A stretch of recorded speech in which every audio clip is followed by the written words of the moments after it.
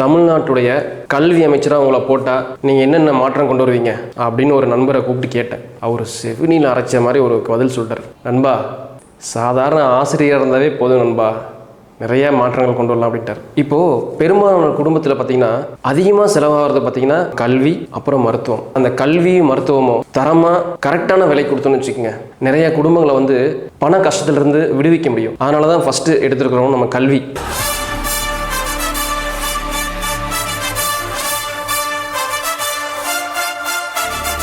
வணக்கம். இப்போது அரசு பள்ளிகள் வந்து கல்வியை வந்து எப்படி மேம்படுத்தலாம்?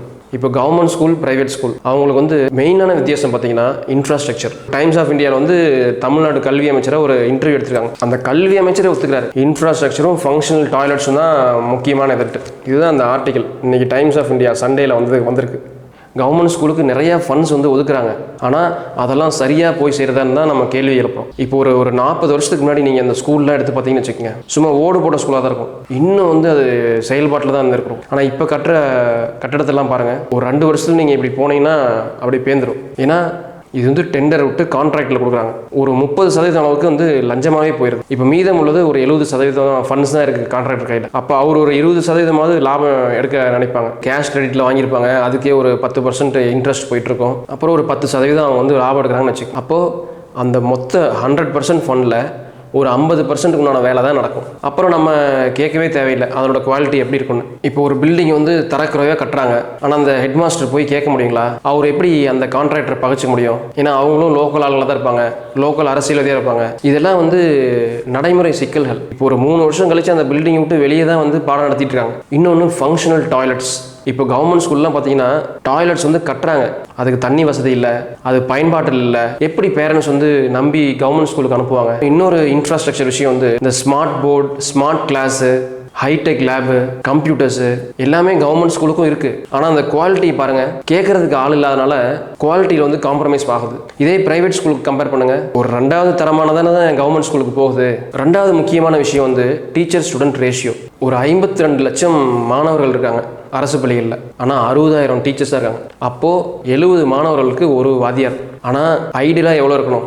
தொடக்க பள்ளியில் வந்து 20 மாணவர்களுக்கு ஒரு வாத்தியார் இருக்கணும். மிடில் ஸ்கூல், ஹை ஸ்கூல்லாம் 30 மாணவர்களுக்கு ஒரு வாத்தியார் இருக்கணும். ஆனால் அந்த நிலை இங்கே நீடிக்கலையே. இப்போ பிரைவேட் ஸ்கூல்லாம் பார்த்தீங்கன்னு வச்சுக்கோங்க, 1லேருந்து 5 வரை இருக்குன்னா ஒரு கிளாஸ்க்கு ஒரு வாத்தியார் இருந்துகிட்டே இருப்பாங்க. இதே இப்போ அரசு பள்ளிகளில் பாருங்க, 1லேருந்து 5 வரை இருந்துச்சுன்னா ஒரு வாத்தியார் 2 வாத்தியார் இருப்பாங்க. எந்த வகுப்புக்கு வந்து அவங்க பாடம் எடுக்க முடியும்? கேட்டால் மாணவர்கள் சேர்க்கையை இன்க்ரீஸ் பண்ணுங்க, நாங்கள் உங்களுக்கு வாத்தியார் தரோம் அப்படிங்கிறாங்க. அதே போல தான் இப்போ ஹை ஸ்கூல் கூட 2014க்கு அப்புறம் அப்பாயின்மெண்ட்டே நிறுத்தி வச்சிருக்காங்கன்னு சொல்றாங்க. 11th 12th மட்டும்தான் அப்பாயின்மெண்ட் பண்றாங்க. பட் 1வதுலேருந்து 10வது வரையிலுமே ஆசிரியர்களை எடுக்கிறது இல்லைன்னு சொல்றாங்க. இப்போ சோஷியல் சயின்ஸுக்கு பார்த்தீங்கன்னா டீச்சர் கிடையாது, தமிழுக்கு டீச்சர் கிடையாது, சயின்ஸ், மேக்ஸ், இங்கிலீஷ் இது 3க்கு மட்டும் தான் டீச்சர் இருக்காங்க. இப்போ ஒரு மேக்ஸ் டீச்சரை கொண்டு போய் நீங்க சோஷியல் சயின்ஸ்க்கு பாடம் எடுக்கணும், எப்படிங்க அவங்க எடுப்பாங்க?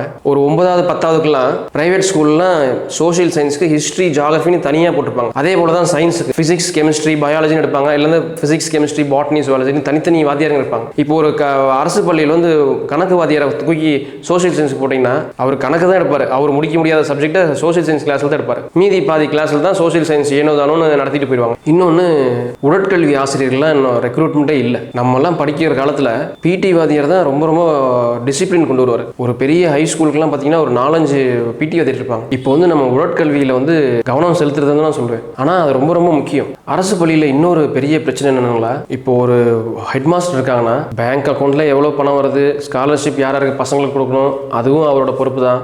ஏதோ ஒரு கட்டடம் வேலையாவது போய் ஒரு மேற்பார்வை பார்க்குறது, அதுவும் அவருக்கு பொறுப்பு தான். அப்போ எப்படி தான் ஒரு பாடம் நடத்துவாங்க?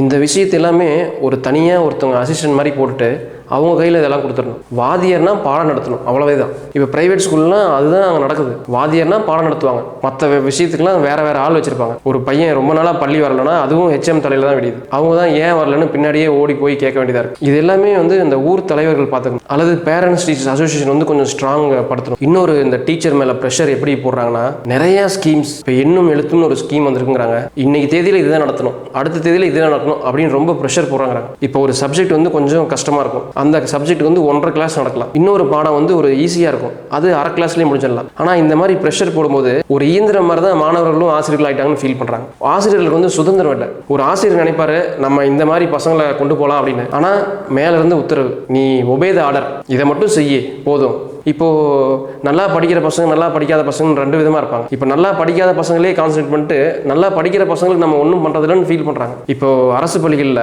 கலை திருவிழான்னு ஒன்று இருக்குது. அது செகண்ட் டேர்மில் அது 1 மாதத்தையே சாப்பிட்றதுங்கிறாங்க. ஒரு பையனாக பார்த்து நீங்கள் வந்து வீடியோ எடுத்து நீங்கள் அப்லோட் பண்ணணும். ஒரு 150 பசங்கிறாங்கன்னு வச்சுக்கோங்க. ஒரு வாதியார் மேலே அது ஒரு பெரிய அழுத்தம் தானே. இன்னொரு ஆளை போட்டு நீங்கள் அது வேலையை அது பாட்டுக்கு நீங்கள் பாருங்கள் அப்படின்னா இவங்க வந்து பாடம் நடத்துறதுல கவனம் செலுத்துவாங்க. ஆனால் அது அப்படி நடக்கிறது இல்லை. இன்னொரு ஆசிரியர்களுக்கு வேலைப்பளு வந்து முதல்ல வந்து ஒவ்வொரு மாணவர்களும் கணக்கில் இவ்வளோ வாங்கியிருக்காங்க, தமிழில் வாங்கியிருக்காங்க, ஆங்கிலத்தில் வாங்கியிருக்காங்கன்னு எழுதினா போதும். இப்போ வந்து தமிழில் பார்த்தீங்கன்னா முதல் கேள்விக்கு எவ்வளோ மார்க் வாங்கியிருக்காங்க, 2வது கேள்விக்கு எவ்வளோ மார்க் வாங்கியிருக்காங்க, அந்த மாதிரி என்ட்ரி போடணும்னு சொல்கிறாங்க. இது ஒரு ஆசிரியருக்கு ஒரு அழுத்தம் தான். இதெல்லாம் முடிக்கும் போது ஆசிரியர் வந்து டயர்ட் ஆகிறார். அப்புறம் எப்படி பாடம் நடத்துறது, நினைச்சபடி அவங்க வகுப்பை கொண்டு போகிறது.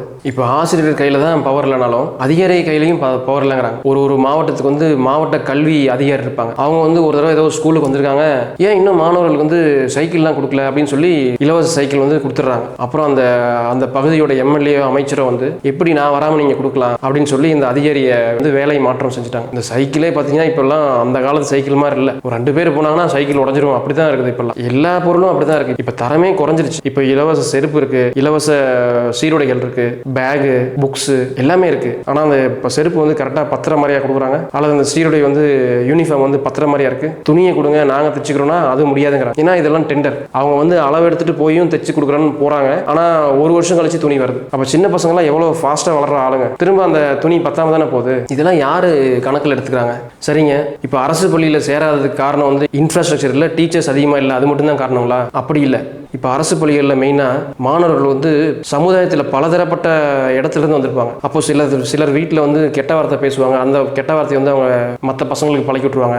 பள்ளிகளுக்குள்ள மாணவர்களுக்கிடையே சாதிய பாகுபாடு இருக்குது, போதைப் பொருள் பழக்கம் இருக்குதுன்னு அமைச்சரே ஒத்துக்கிறாங்க. அப்போ இது எல்லாமே நம்ம சரி பண்ணணும். இதில் பெற்றோர்களுக்கு தான் பெரிய பங்கு இருக்குது. இப்போ பிரைவேட் ஸ்கூலில் சேர்த்துற பசங்கள்லாம் பார்த்தீங்கன்னா ஆசிரியர் வந்து 50% எஃபர்ட் போடுவாங்க, மீதி 50% பெற்றோர்கள் போடுவாங்க. ஆனால் இப்போ ஒரு அரசு பள்ளியெல்லாம் பார்த்தீங்கன்னா ஆசிரியரே வந்து 95% எஃபர்ட் போட வேண்டியதாக இருக்குது. பெற்றோர்கள் வந்து வெறும் 5% எஃபோர்ட் கூட தான் போகிறதில்ல.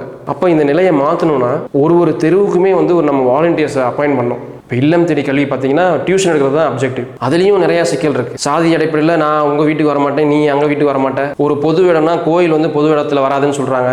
அப்போ எங்கே தான் உட்காந்து இல்லம் தேடி கல்வியை கொடுக்குறது? இப்போ இந்த RT ஆக்ட்னு இருக்குது, ரைட் டு எஜுகேஷன் ஆக்ட். அது வந்து பிரைவேட் ஸ்கூல்ஸ் வந்து நீங்கள் 25% இடஒதுக்கீடு கொடுக்கணுங்கிறாங்க. அதுவே ஒரு அரசு வந்து அரசு பள்ளிகள் தோத்துருச்சுன்னு ஒத்துக்கிற மாதிரி தானே இருக்குது. அந்த மாதிரி சேர்க்குற பசங்கள்லாம் மனசுக்குள்ளே எப்படி குறுகுறுன்னு ஃபீல் பண்ண மாட்டாங்களா? ஒரு நல்ல வசதி வாய்ந்த பசங்களும் அந்த ப்ரைவேட் ஸ்கூல் இருப்பாங்க, ஒரு ஏழை மாணவனும் அங்கே போகிறான்னா அதெல்லாம் எந்த பிஞ்சு உள்ளத்துக்கும் அந்த இதெல்லாம் ஃபீல் பண்ணக்கூடாது.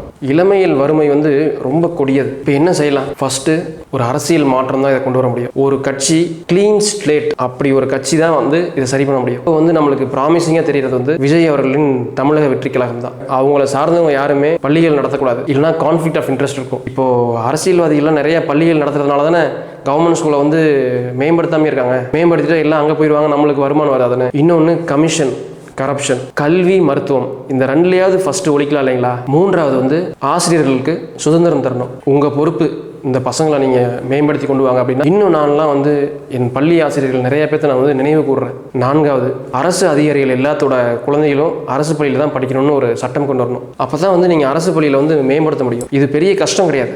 IAS எக்ஸாமுக்கு கோச்சிங் போகும்போது ஒரு IAS அதிகாரி ஆனந்தகுமார் IAS அவர்கள் வந்து எங்களுக்கு பாடம் எடுத்தாங்க. அவங்க வந்து சப் கலெக்டராக இருக்கும்போது ஈரோடு டிஸ்ட்ரிக்ட்ல எங்கேயோ தன் சொந்த குழந்தைகளை வந்து அரசு பள்ளியெல்லாம் சேர்த்திருக்காங்க. ஏன்னா அவர் சொல்கிற விளக்கம் என்னென்னா, அவர் வந்து தாய்மொழி வழியாக தான் கல்வி கிடைச்சிருக்காரு. அவங்க குழந்தைகளும் தாய்மொழி வழி கற்றால் தான் நன்றாக இருக்கும் என்று அவர் உணர்ந்திருக்கிறார். அவர் வந்து இந்த மீடியாக்காக செஞ்ச விஷயம்லாம் அது கிடையாது. அவர் கூட நீங்கள் இன்ட்ராக்ட் பண்ணிங்கனாவே தெரியும், ஒரு நேர்மையாளர். அதனால தான் ஏதோ ஒரு டம்மி போஸ்ட்டில் போட்டிருக்காங்கன்னு நினைக்கிறேன். அவருக்கே அந்த முதிர்ச்சி இருக்கும்போது ஏன் மற்றவர்கள் வந்து அதை நான் செய்யக்கூடாது? இப்போ சென்ட்ரல் கவர்மெண்ட் எம்ப்ளாயிஸ் எல்லாம் KV ஸ்கூலாக பார்த்து போய் சேர்றாங்க இல்லைங்களா? KV ஸ்கூலும் ஒரு கவர்மெண்ட் ஸ்கூல் தானே.